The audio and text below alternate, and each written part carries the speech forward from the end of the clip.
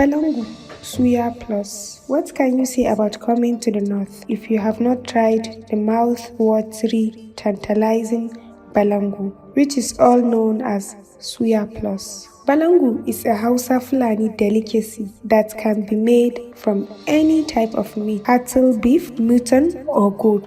Balangu is similar to suya but without grounded groundnut cake, kuli kuli. We have Malam Bello, who has been selling suya all his life. Za mu iya sanin sunan Malam? Sunana Bello Umar. To, menene sana'arka? Sana'a ta sai da nama, balangu da naman kaji da na kai duka ana haɗawa. Kamar shekara nawa kenan kana wannan sana'a? Gaskiya na kai shekara 30 to ina ɗan jinjiri na nake wannan sana'a kuma alhamdulillah. Wannan sana'ar koya kai ko gada kai? Gaskiya na gada kuma na koya. Masha Allah. Wannan kowane sana'a yana da alherinsa da kuma ƙalubalensa. Za ka iya gaya mana ƙalubalen da ke cikin wannan sana'a? Gaskiya dai alhamdulillah ni dai ban taɓa fuskantar ƙalubale ba.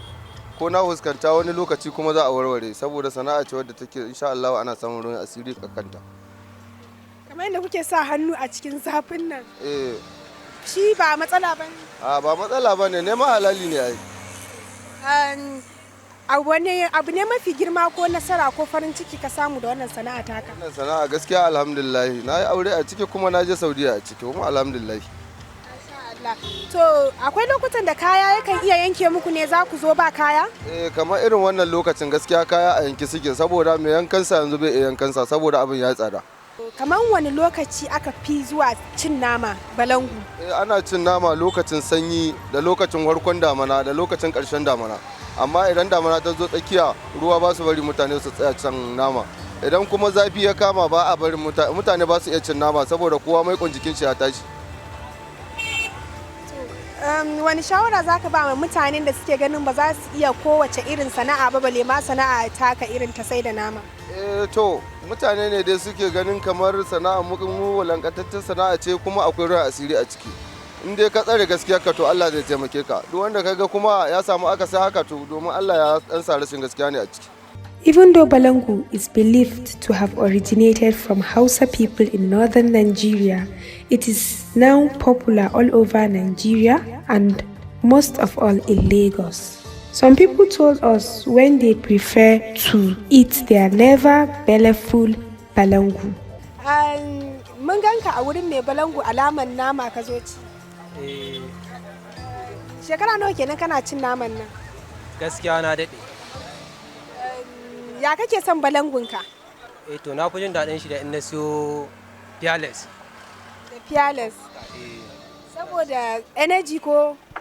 Saboda jin daɗi dai kawai dai. Cikin maki 1 zuwa 10, maki nawa za ka iya ba ma balangu? Daga maki 1 zuwa 10, gaskiya ni zan iya bashi 8 zuwa 9. Kaman wani lokaci ka fi son ka ci balangu? Na fi son in ci shi da gaskiya da dare haka ko tun balle an yi ruwa ma.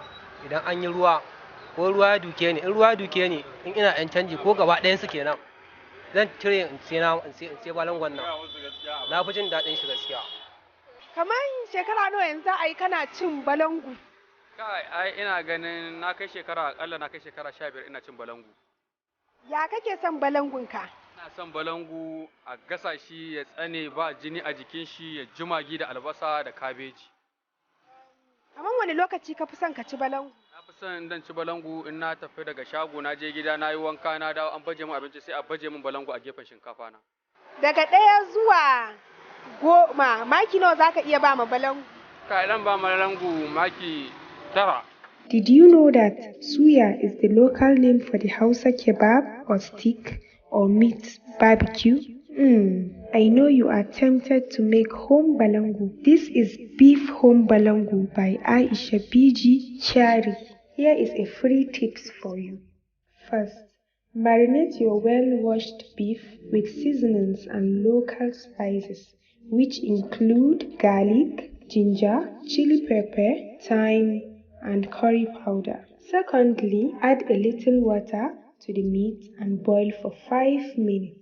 Thirdly, take it out and cut accordingly and sprinkle some pepper and oil, then grill it in the oven or charcoal.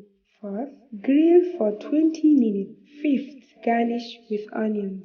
These are the 5 essential steps in making Balangu. Finally, and eat it hot. Ah, no wonder it is called street food like no other. Tell us in the comment section what chilled drink do you like taking your Balangu with.